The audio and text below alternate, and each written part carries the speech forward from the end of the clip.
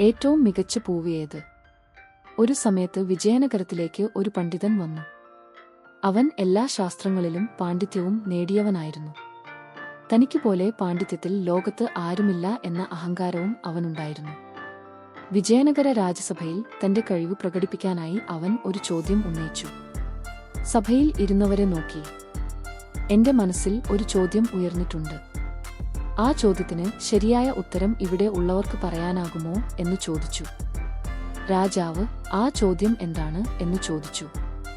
അതിന് പണ്ഡിതൻ പറഞ്ഞു, ലോകത്തിൽ ഏറ്റവും മികച്ച പൂവ് ഏത്? ഈ ചോദ്യത്തിന് ശരിയായ ഉത്തരം പറയുന്നവനെ എനിക്കാൾ വലിയ പണ്ഡിതനായി ഞാൻ അംഗീകരിക്കും. ഉടൻ തന്നെ രാജ്യസഭയിലെ എല്ലാവരും തങ്ങളുടെ ഉത്തരങ്ങൾ പറയാൻ തുടങ്ങി. മന്ത്രി റോസാപ്പൂവാണ് എന്ന് പറഞ്ഞു. രാജഗുരു മല്ലികപ്പൂവാണ് എന്ന് പറഞ്ഞു. ചിലർ ചാമന്തിപ്പൂ എന്ന് പറഞ്ഞു.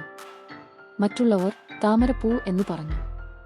അവരുടെ എല്ലാ ഉത്തരങ്ങളും കേട്ട ശേഷം പണ്ഡിതൻ, നിങ്ങൾ പറഞ്ഞതൊന്നും ശരിയായ ഉത്തരം അല്ല എന്ന് പറഞ്ഞു. പിന്നെ രാജാവിനോട്, താങ്കളുടെ സഭയിൽ ബുദ്ധിമാന്മാർ ഇല്ലേ എന്ന് ചോദിച്ചു. അപ്പോൾ കൃഷ്ണദേവരായർ മൗനമായി ഇരുന്ന തെനാലി രാമനെ നോക്കി. ഉടൻ തന്നെ തെനാലി രാമൻ, ലോകത്തിലെ ഏറ്റവും മികച്ച പൂവ് പരുത്തിപ്പൂവാണ് എന്ന് മറുപടി നൽകി. അതെങ്ങനെ? പരുത്തിപ്പൂ എങ്ങനെ മികച്ച പൂവാകുന്നു എന്ന് പണ്ഡിതൻ ചോദിച്ചു. അതിന് തെനാലി രാമൻ പറഞ്ഞു, പണ്ഡിതരെ, നമ്മൾ ദിവസേന ധരിക്കുന്ന വസ്ത്രങ്ങൾ പരുത്തിപ്പൂവിൽ നിന്നാണ് നിർമ്മിക്കുന്നത്. നമ്മുടെ മാനവും ലജ്ജയും കാത്തു സൂക്ഷിക്കുന്നത് പരുത്തിപ്പൂവാണ്.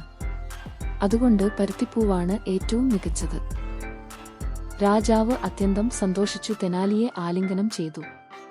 അതിനോടൊപ്പം സമ്മാനമായി 100 സ്വർണ്ണനാണയങ്ങളും നൽകി.